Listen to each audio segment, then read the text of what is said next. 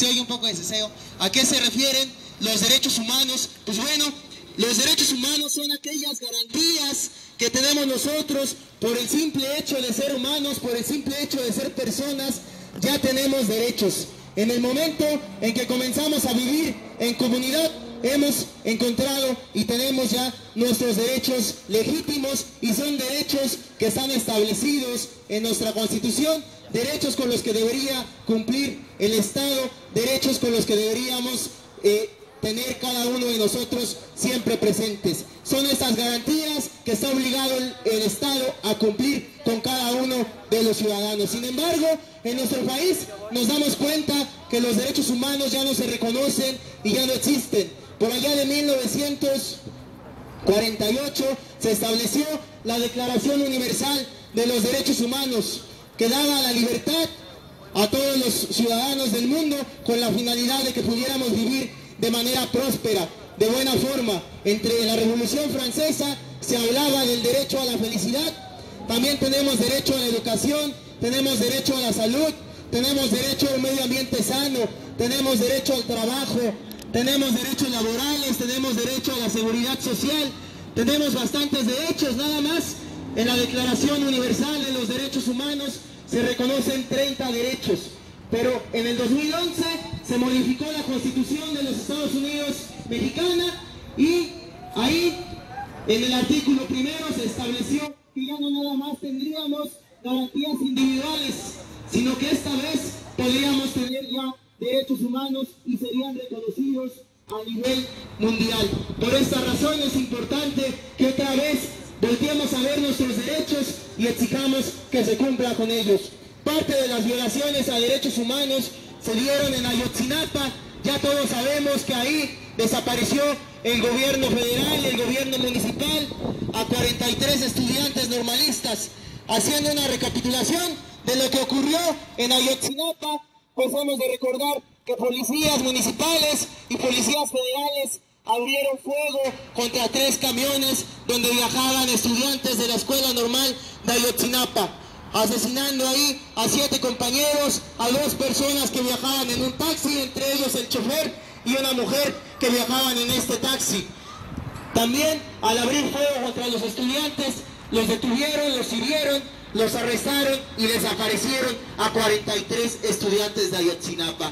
Pero no bastando con esto, una vez que habían herido a uno de ellos, al primero, Julio César, era su nombre, este muchacho lo hirieron, se lo llevaron en una patrulla. Hay videos que constan esta parte y al día siguiente Julio César había aparecido muerto en el mismo lugar donde los federales abrieron fuego contra los estudiantes. A Julio César le arrancaron el rostro, lo dejaron sin rostro, le desollaron la cara, le arrancaron los ojos, los músculos, la mandíbula de Julio César, mencionan los peritos, aparecía apretada, cerrada con fuerza. Esto menciona que lo torturaron en vida y que seguramente el rostro del estudiante de 17 años nacido en el Distrito Federal y estudiante de Ayotzinapa, Guerrero, había sido torturado y le habían arrancado el rostro en vida. Este era el mensaje que daban las autoridades a los estudiantes que se habían manifestado, a los estudiantes que habían tomado 3 camiones para realizar un boteo y venir a apoyar a los compañeros que año con año marchan el 2 de octubre. Cuando encuentran a Julio César empieza la indignación, se comienzan a buscar a los 43 estudiantes, los padres de familia, tristes, derrumbados por esta situación de desaparición, y al ver que había estudiantes heridos y estudiantes asesinados, deciden empezar a dormir en la Escuela Normal de Ayotzinapa. No con la idea de comenzar una manifestación, sino que existía una impotencia muy grande de decir qué vamos a hacer. Donde estaban nuestros hijos era en la normal, entonces vamos a esperarlos ahí, vamos a sentarnos en la escuela, a esperar a que nuestros estudiantes regresen, pero no han regresado. Ya casi 9 meses de la desaparición forzada de 43 estudiantes de Ayotzinapa. Un tiempo salió Murillo Karam a los medios, ese que era el policía, que era el representante de la Policía Federal, sale de la Secretaría de Seguridad Pública y menciona con una frialdad terrible: ya me cansé. Y también dice Murillo Karam: sí, a los estudiantes se los llevaron a un basurero, a los 43. los mutilaron, los hicieron pedacitos, los incineraron a todos juntos, las cenizas las metieron en una bolsa negra y las aventaron al río.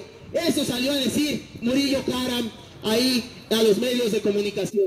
Los padres de familia derrotados, tristes, salen, se manifiestan, hay movilizaciones en todo el país, marchamos en el centro de la ciudad exigiendo que aparezcan los 43 estudiantes.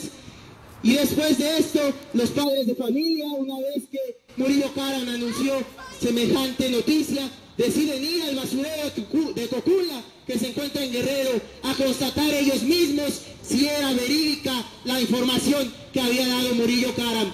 Cuando ellos van al basurero de Cocula, se dan cuenta de que ahí no hay un cerco de peritaje, que ahí no se están realizando pruebas, que ahí los policías no están protegiendo el lugar para evitar que se pierda alguna prueba.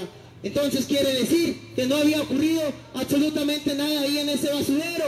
También los padres de los normalistas encontraron huesos en ese lugar, pero no eran huesos de seres humanos, no eran los huesos de los estudiantes, eran osamentas de animales que habían muerto ahí o que ahí mismo habían incinerado, pero no eran osamentas de seres humanos.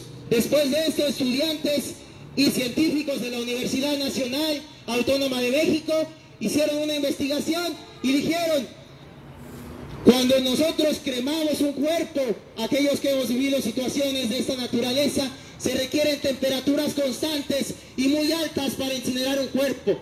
También los huesos no se logran incinerar en su totalidad. Se requieren máquinas especiales que nos permitan triturar los huesos para poder lograr la incineración. Los dientes tampoco se incineran. Esos no se pueden quemar de alguna forma y no llegan a convertirse en cenizas.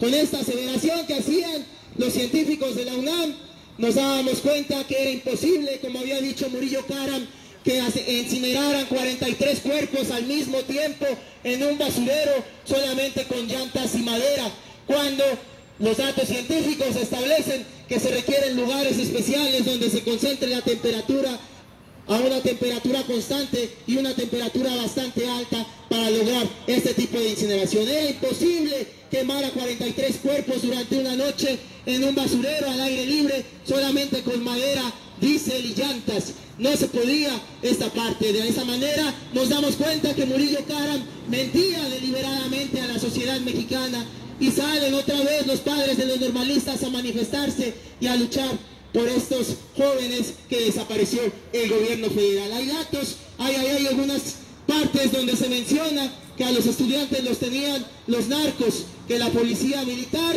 se los había entregado a los narcotraficantes, y hoy esos jóvenes aún siguen con vida, pero no sabemos qué es de ellos, si los están esclavizando, si los están torturando, si los obligan a trabajar para el narcotráfico. Sabemos ya también que el gobierno federal está coludido con los narcos, ya es un tema que todo el mundo conocemos.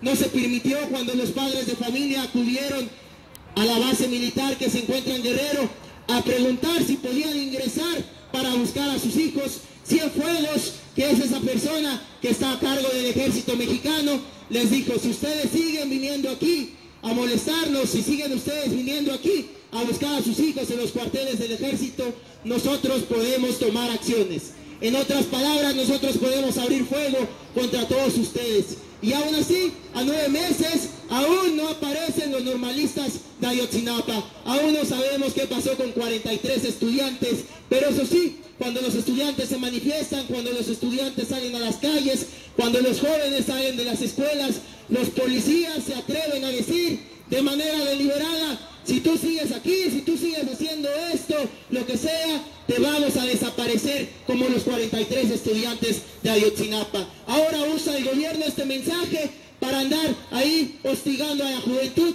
para andar criminalizando a los estudiantes. Este es el mensaje que tienen los policías, este es el mensaje que tienen los militares contra la juventud. Sigues manifestándote y te vamos a desaparecer como a los estudiantes de Ayotzinapa. Eso es lo que mencionan los policías. Violentan todos los derechos: el derecho a la educación, el derecho a la libre manifestación, el derecho a poder asociarnos, el derecho a la vida, el derecho a la vida digna. Bastantes derechos violentan con esta parte, el derecho a la seguridad. Se supone que un gobierno está para proteger a todos los ciudadanos y no lo vemos, no existe en este país. Otra parte importante de la violación a derechos humanos es lo que está ocurriendo en San Quintín, un pueblo al norte, allá en Baja California Norte. Existe esa comunidad que se llama San Quintín, donde viven los rancheros más poderosos y más ricos de nuestro país. Ahí ellos se han enriquecido de manera impune porque engañan a trabajadores agrícolas que vienen de Guerrero, que vienen de Oaxaca y llegan hasta Baja California Norte, donde los esclavizan, donde los explotan, donde no les dan seguridad social, donde no les dan ISSSTE, donde no procuran la seguridad de estas personas. ¿Qué quiere pasar? ¿Qué pasa ahí? Pues bueno, las personas que trabajan, los agrónomos que trabajan en San Quintín, ellos cobran $1 por cada bote de tomates, por cada bote de fresas que juntan, cobran $1. Trabajan más de 8 horas, trabajan más de 12 horas, solamente para ganarse $100 diarios. Se manifestaron la gente que está en San Quintín, los agrónomos, los agrícolas, se han manifestado, los jornaleros se han manifestado, y la respuesta del gobierno fue reprimirlos, fue dispararles balas de goma, y también ingresó el ejército mexicano para reprimir a los jornaleros de San Quintín. Imagínense nada más, no ganan bastante dinero, no pueden ni sobrevivir. $100 diarios no significa nada, no es posible vivir con $100. Cuando ellos deciden exigirle al gobierno, exigirle a estos grandes centros agrícolas $200 diarios, los reprimen, los violentan. Aquí se violentan también todos los derechos de los mexicanos. ¿Cómo es posible que estén presumiendo que la hacienda de Los Pinos, que queda ahí en San Quintín, sea de las mejores del mundo, sea la más grande, si lo hacen a través de la esclavitud de los jornaleros? $1 diario, si de por aquí ya aquellos que ganamos salario mínimo en los trabajos que tenemos, pues bueno, con eso mínimo podemos sobrevivir, y eso cuando somos uno. Imagínense familias de 7 personas, pagar la renta, pagar la luz, pagar el teléfono, pagar un montón de deudas que tenemos, la alimentación y la escuela de los hijos. Pues bueno, los jornaleros de San Quintín con $1 por cada bote, $100 diarios, pues es imposible que puedan sobrevivir.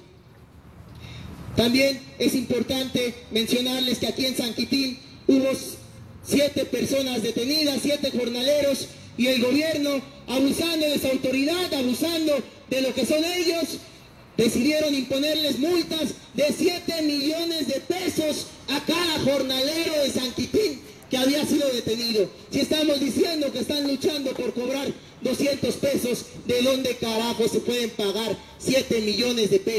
¿Por qué no le cobran esas multas a los grandes políticos corruptos que están en el bote? Bueno, ni siquiera el Baster Gordillo le cobraron una multa de $7 millones. Pero eso sí, contra los jornaleros de San Quintín, contra los campesinos, aquellos que nos alimentan a todos los mexicanos, deciden cobrarles $7 millones. ¡Qué asco de gobierno tenemos! Esto es lo que estamos viviendo en nuestro país, y no es posible que seamos indiferentes ante esta situación. Por eso venimos a platicarles lo que ha ocurrido ahí en Baja California Norte. No está tan lejos.